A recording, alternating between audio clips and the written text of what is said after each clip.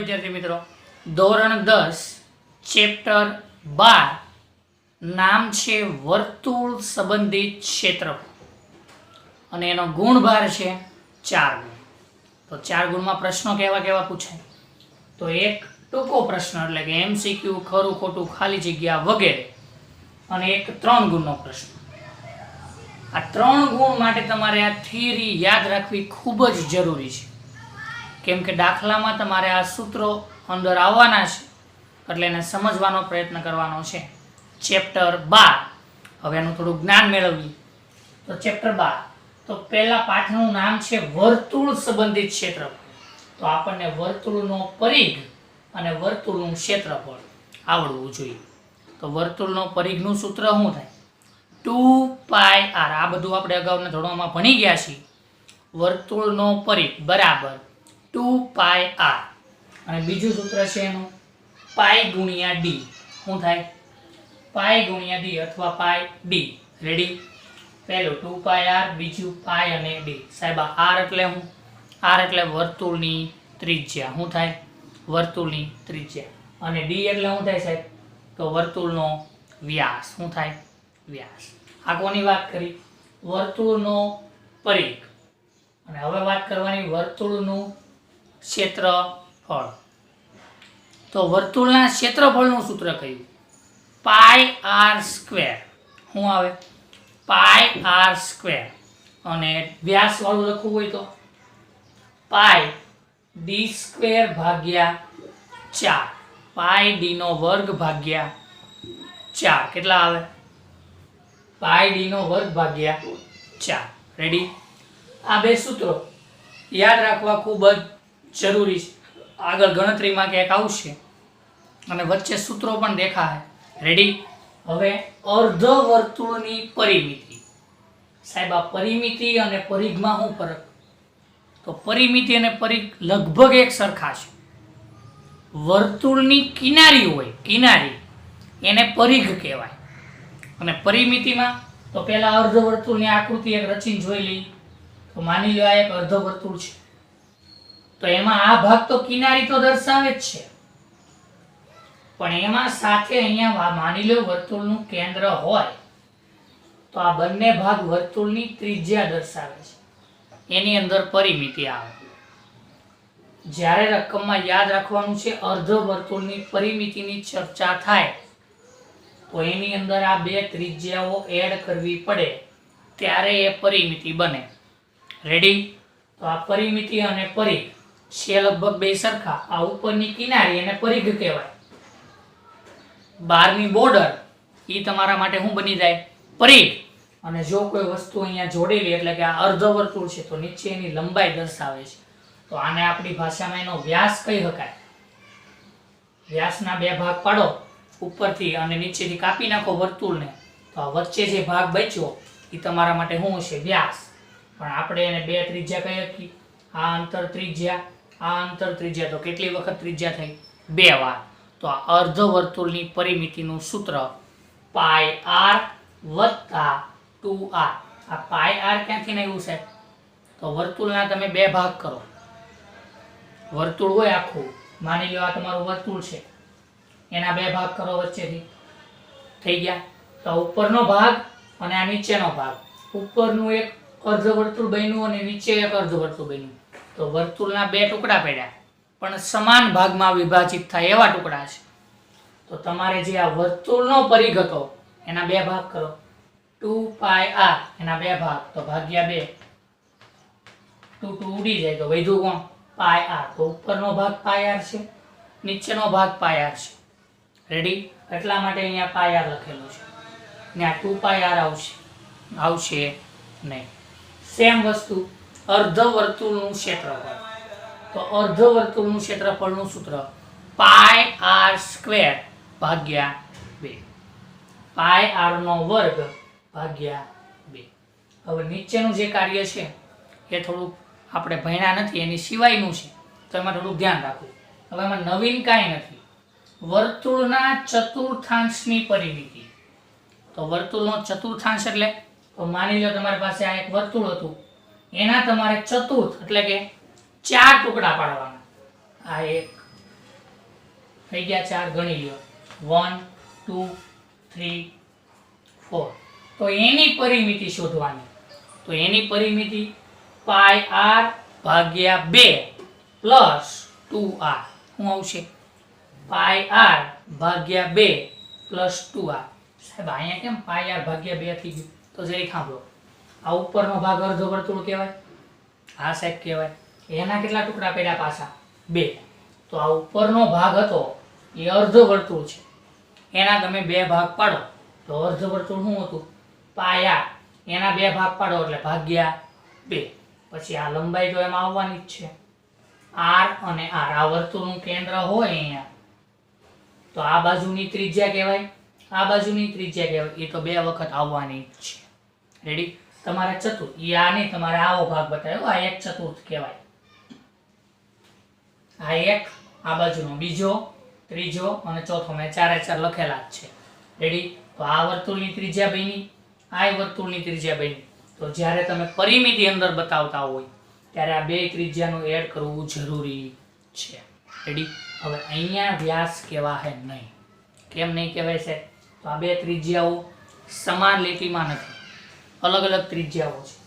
આ r અને આ બેની વેલ્યુ સરખી છે, પણ સમાન એટલે કે એક સીધી લીટી ભેગી થઈ 2 ત્રિજ્યાઓ જોડાય તો એને વ્યાસ કહેવાય, નકર વ્યાસ કહેવાય નહીં. તમે અર્ધવર્તુળમાં લખી શકો અહીંયા વ્યાસ, અહીંયા લખાશે નહીં, ખોટું પડે. રેડી? હવે વર્તુળના ચતુર્થાંશનું ક્ષેત્રફળ. તો વર્તુળો તેના કેટલા ટુકડા પાડ્યા? 4. તો વર્તુળનું ક્ષેત્રફળ ભાગ્યા 4 એટલે કે પાઈ આર સ્ક્વેર ભાગ્યા 4. રેડી? આ ઉપર એની પરિમિતિ અને નીચે એનું ક્ષેત્રફળ.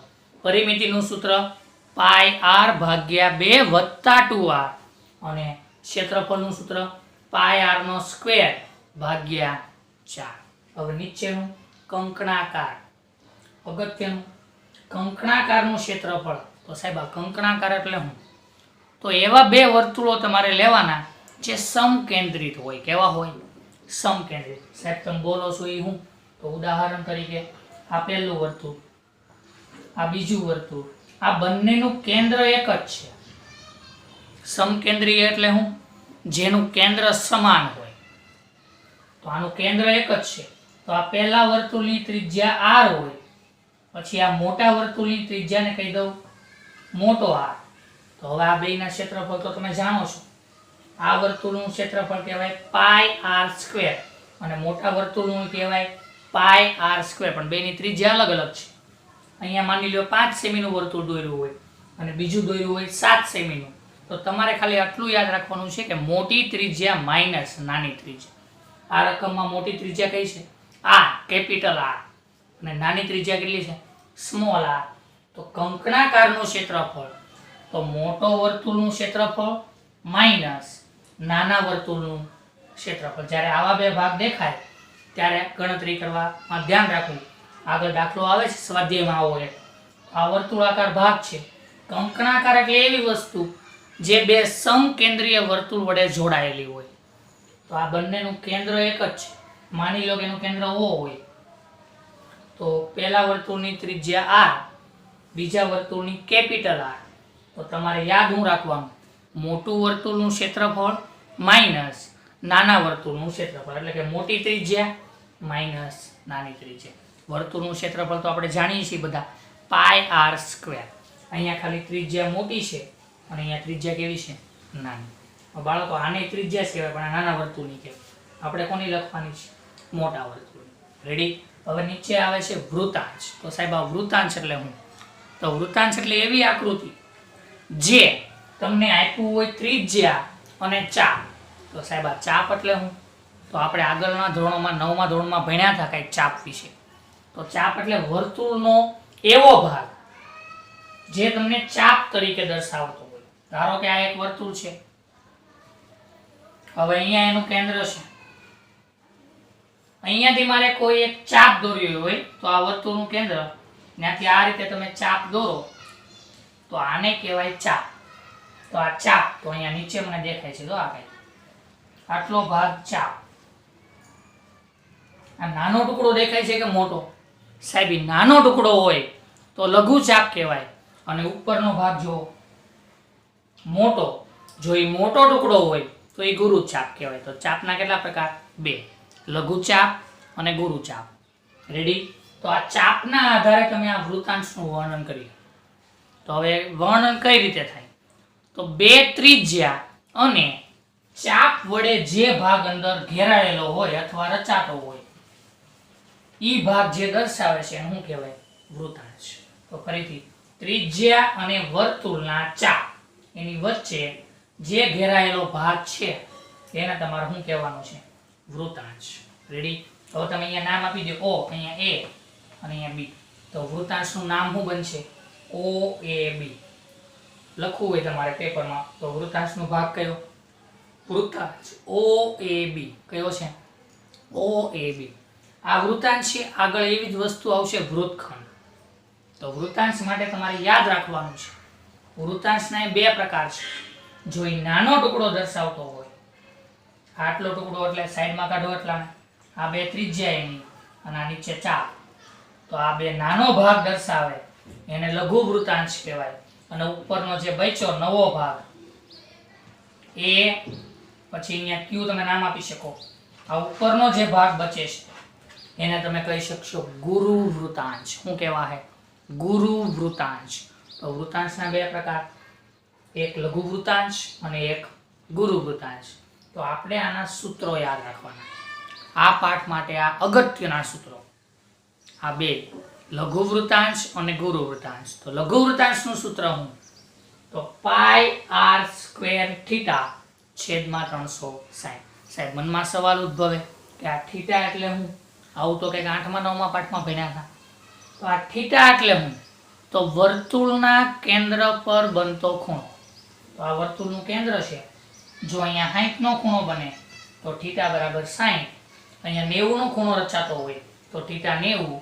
75 રચાતો હોય તો થીટા 75. 45 હોય તો 45. થીટા એટલે હું વર્તુળના કેન્દ્ર પર બનતો ખૂણો. પછી આર ને તો તમે ઓળખો છો, વર્તુળની ત્રિજ્યા પાય. પાય એટલે આપણને ખબર હોય, કિંમત ન આપેલી હોય તો 22/7 અને આપી હોય, ઉલ્લેખ કર્યો હોય 3.14 નો તો પાય કેટલો લખવાનો ને? 3.14. આ કોની વાત કરી? લઘુ વૃતાંશનું ક્ષેત્રફળ. હવે સેમ વસ્તુ આવશે ગુરુ વૃતાંશનું ક્ષેત્રફળ. તો ગુરુ વૃતાંશ એટલે શું? તો આપણે એને સમજવા માટે માની લો આ એક વર્તુળ છે. આ વર્તુળમાંથી હું આ ભાઈને બાદ કરી દઉં તો બાકી વધ્યો એ ગુરુ વૃતાંશ જ વધ્યો ને. તો આ સાહેબ તો વર્તુળમાંથી મારે કોને કટ કરવો પડે? વર્તુળમાંથી લઘુ વૃતાંશને શું કરવો પડે? બાદ. હું આટલો ભાગ કાઢી નાખું એટલે બાકીનો જે બચ્યો એ ભાગ કયો છે? ગુરુ વૃતાંશ. કયો છે? ગુરુ વૃતાંશ. તો એનું ક્ષેત્રફળનું સૂત્ર વર્તુળનું ક્ષેત્રફળ માઈનસ લઘુ વૃતાંશનું ક્ષેત્રફળ. વર્તુળનું ક્ષેત્રફળ આપણે જાણીએ છીએ પાય આર સ્ક્વેર, લઘુ વૃતાંશનું જાણીએ છીએ પાય આર સ્ક્વેર થીટા છેદમાં 360. રેડી? આ બંને રકમમાંથી કંઈક કોમન છે, સામાન્ય. બંને રકમમાં પાય આર નો વર્ગ, પાય આર નો વર્ગ સામાન્ય છે. બહાર કાઢો તો અહીંયા બ્રેકેટમાં કાંઈ વધે નહીં એટલે 1. અહીંથી આ નીકળી ગયું, વધ્યું કોણ? થીટા છેદમાં 360. આ એમસીક્યુમાં ક્યારેક પૂછાઈ જાય ત્યારે આવો વિકલ્પ હોઈ શકે. હજી જરૂરી નથી કે આવો જ વિકલ્પ હોય. અહીંયા લસા લઈને સાદું રૂપ આપ્યું હોય તો એનો જવાબ શું આવે?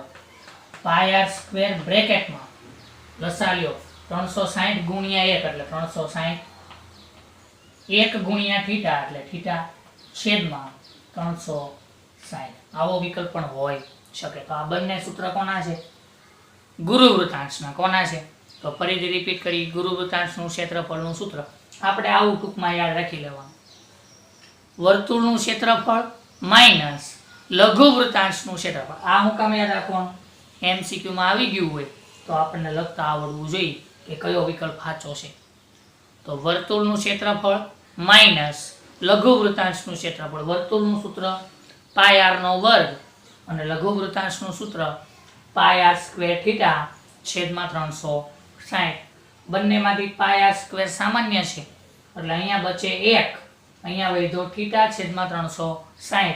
આનું થોડુંક સાદું રૂપ આપો લસા લે એટલે આવું સમીકરણ રચાય. તો એ સૂત્ર જ છે. કોનું સૂત્ર છે? ગુરુ વૃતાંશનું સૂત્ર પાય r સ્ક્વેર થીટા બ્રેકેટમાં 360 માઇનસ થીટા છેદમાં 360.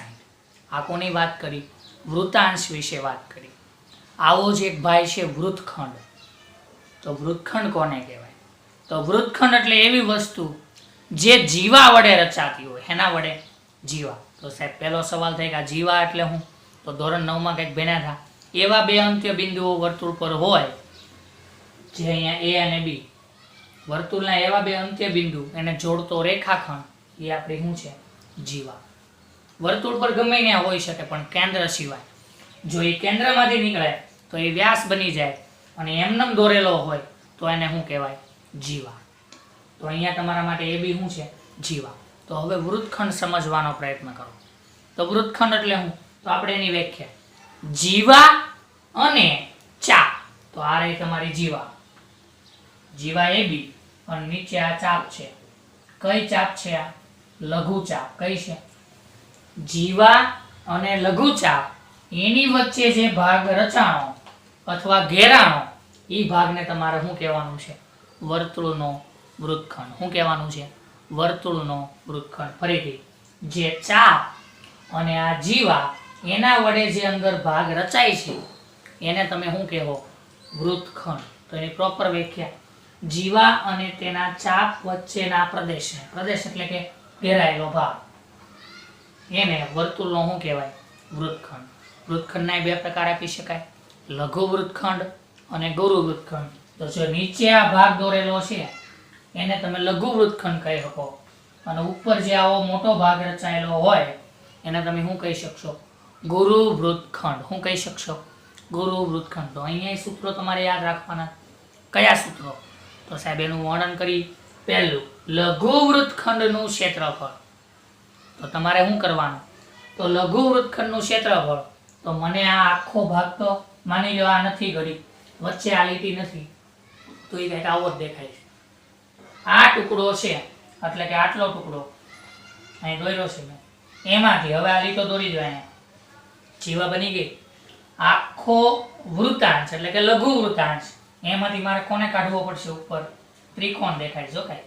એ ત્રિકોણ ગમે તેવા પ્રકારનો હોઈ શકે, સમબાજુ, સમદ્રી બાજુ, કાટકોણ, લઘુકોણ, ગમે એવો, સમદ્રી બાજુ, સમબાજુ વગેરે.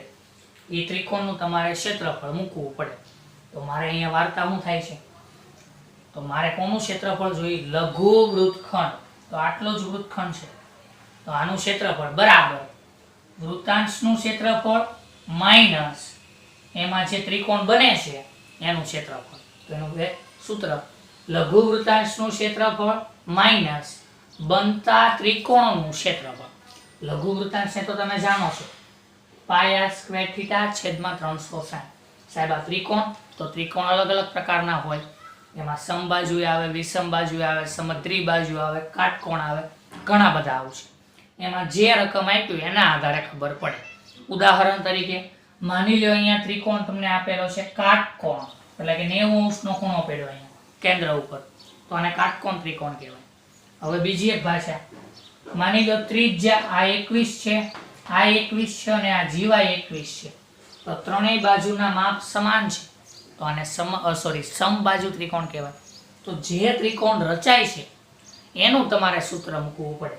અહીંયા કાટકોણ હોય તો 1/2 પાયો ગુણ્યા વેધ, પછી અહીંયા સમબાજુ હોય તો વર્ગમૂળ 3/4 ગુણ્યા બાજુનો વર્ગ. એટલે આપણે સૂત્ર શું યાદ રાખવાનું?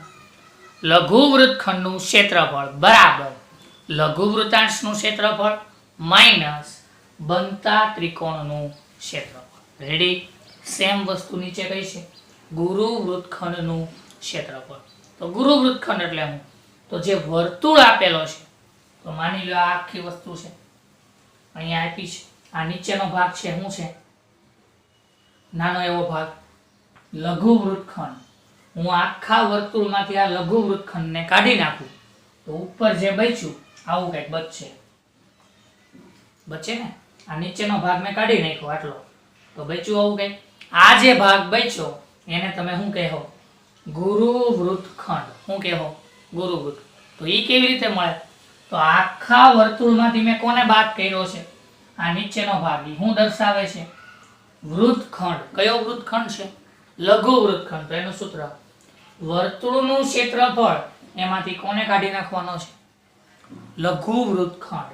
વર્તુળનું ક્ષેત્રફળ માઇનસ લઘુ વૃત્તખંડનું ક્ષેત્રફળ. રેડી? તો આ તમારા ગુરુ વૃત્તખંડનું સૂત્ર.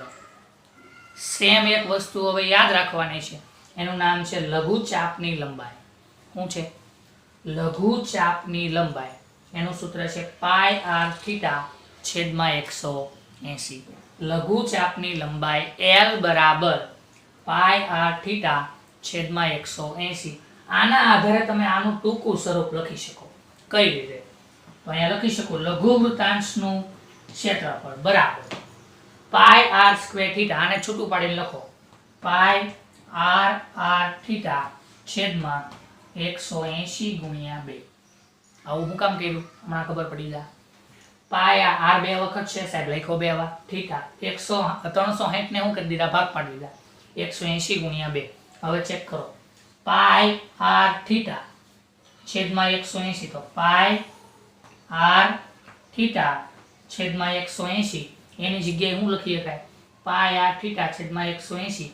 આ ચારે ચાર વસ્તુની જગ્યાએ હું લખી શકાય L. કેમ? તો આ લઘુચાપની લંબાઈનું સૂત્ર છે, તો ત્યાં લખી દો L ગુણ્યા R ભાગ્યા 2. થઈ ગયું? પાઈ આર થીટા છેદમાં 180 એ કોનું સૂત્ર છે? લઘુચાપનું. તો આ તમારું બની ગયું લઘુ વૃત્તાંશનું ક્ષેત્રફળ બરાબર L ગુણ્યા R અથવા તો R ગુણ્યા L ભાગ્યા 2. સાહેબ આવો વિકલ્પ ન થાય તો આવું કંઈક આપ્યું છે 1/2 R ગુણ્યા L. તો આ બધું સાચું જ છે, કેમ કે છેદમાં 2 છે. આનો હું 1 વડે ગુણાકાર કરું તો RL જ કહેવાય. આને આગળ પાછળ લખો તો L ગુણ્યા R જ કહેવાય. રેડી? તો આ કોનું સૂત્ર બન્યું? લઘુ વૃત્તાંશનું ક્ષેત્રફળ. પણ ક્યારે? જ્યારે રકમમાં આપણને લઘુ ચાપની લંબાઈ આપેલી હોય. શું આપેલું હોય? ત્યારે આ સૂત્ર વાપરવાનું. જ્યારે રકમમાં થીટા આરની વેલ્યુ બધું હોય ત્યારે આપણે કયું વાપરશું? ઓરિજિનલ લઘુ વૃત્તાંશનું ક્ષેત્રફળ. હવે રકમમાં ઉલ્લેખ કરેલો છે કે લઘુ ચાપની લંબાઈ 15 સેમી છે, તો આપણે આ સૂત્ર મૂકી અને એની ટૂંકી ગણતરી કરી શકીએ. રેડી? જો બાળકો આ સૂત્ર તમને નહીં આવડે તો આ પાઠ આવડવાનો નથી. એટલે સૂત્ર ઉપર ધ્યાન રાખવું અને એને પાકા કરવા. યાદ રહે બાળકો? તો આ રીતે તમામ સૂત્રો પાકા કરવા. યાદ રહે?